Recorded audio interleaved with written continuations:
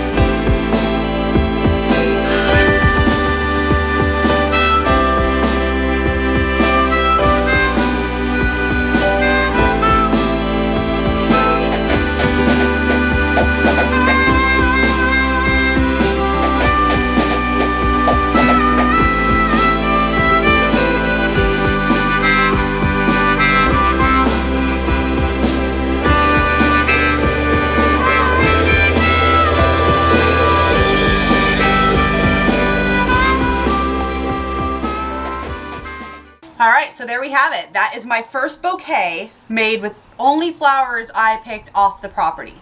So it makes me very happy. It's a little meadowy. It's very whimsical.